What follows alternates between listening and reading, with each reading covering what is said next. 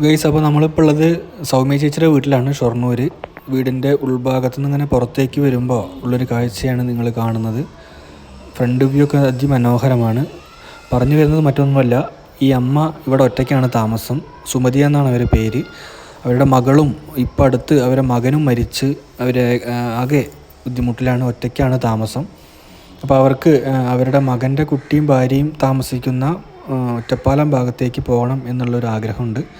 അപ്പോൾ ആ ആഗ്രഹത്തിന് വേണ്ടിയിട്ട് അവർ ഈ വീട് വിൽക്കാൻ വേണ്ടിയുള്ളൊരു ശ്രമത്തിലാണ്. അപ്പോൾ പരമാവധി അവർ പറയുന്നത് കേട്ട് അവരെ സഹായിക്കാനുള്ളൊരു ശ്രമം നിങ്ങളുടെ ഭാഗത്തുനിന്ന് ഉണ്ടാവണം എന്നാണ് പറയാനുള്ളത്. എല്ലാവരും വീഡിയോ മുഴുവനായിട്ടും സ്കിപ്പ് ചെയ്യാണ്ട് കാണുക. 5 സെൻറ്റ് സ്ഥലമാണ്. 5 സെൻറ്റ് സ്ഥലം, അതിലാണ് വീട്. 5 സെൻറ്റ് സ്ഥലം, പിന്നെ ഒരു സിറ്റ് ഔട്ട്. എത്ര സ്ക്വയർ ഫീറ്റ് വീട് എന്നറിയോ?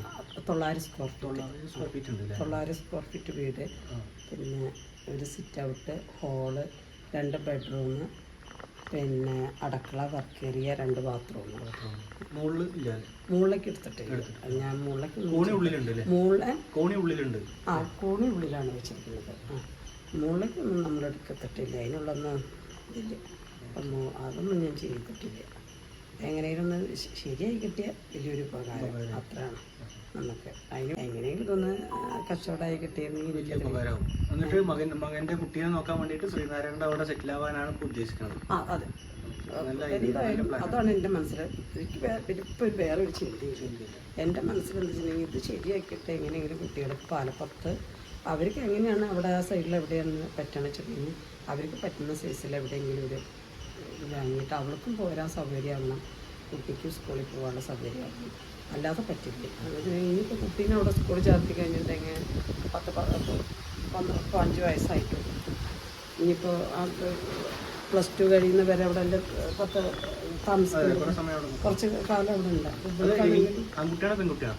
മോനാണ്. അപ്പോൾ അത് കാരണം കൊണ്ട് അങ്ങനെയുള്ളൊരു ചെറിയൊരു ഇതും കൂടി ഉണ്ട്. അപ്പോൾ അവരിങ്ങോട്ട് ഇപ്പം അടുത്ത് വരാം. ഇപ്പം അത് കഴിഞ്ഞതിന് ശേഷം, ഏട്ടൻ്റെ വിയോഗം കഴിഞ്ഞതിന് ശേഷം ഇങ്ങോട്ടേക്ക് വന്നിട്ടില്ലേ?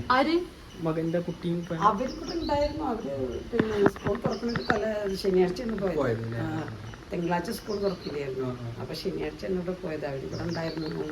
10-15-20 ദിവസം അവിടെ ഉണ്ടായിരുന്നു. പോയതാണ് അവർ. ചുറ്റുപുറം അവിടെ അങ്ങനെ ചുറ്റുപുറം മതിൽ കെട്ടിയിട്ട് ആ മതിൽ ഇവിടെ വന്ന് ഗേറ്റ് വെച്ചിട്ടുണ്ടെങ്കിൽ സുഖമാണ്. ആരെ കൊണ്ടും ഒരു പ്രശ്നം. നമുക്കിപ്പോൾ നമ്മുടെ വീട് കൊടുക്കുന്നതാണ് അത്യാവശ്യം.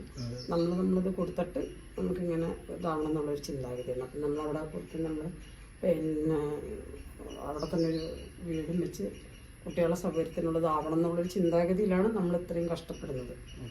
അതിൻ്റെ വശത്തെ കൂടെ അത് വരണം എന്നാണ് ചിന്തിക്കുന്നത്. അതിപ്പോൾ എന്താ പറയാൻ പറ്റും. എന്തായാലും അത് വേഗം നടക്കട്ടെ എന്നാണ് നമ്മൾ ആഗ്രഹിക്കുന്നത്. നമ്മുടെ വീഡിയോയും അതുപോലെ കഴിഞ്ഞ ദിവസത്തെ വീഡിയോ കണ്ടിട്ട് ആളുകൾ വരട്ടെ എന്ന് നമ്മളൊക്കെ ആഗ്രഹിക്കുകയാണ്.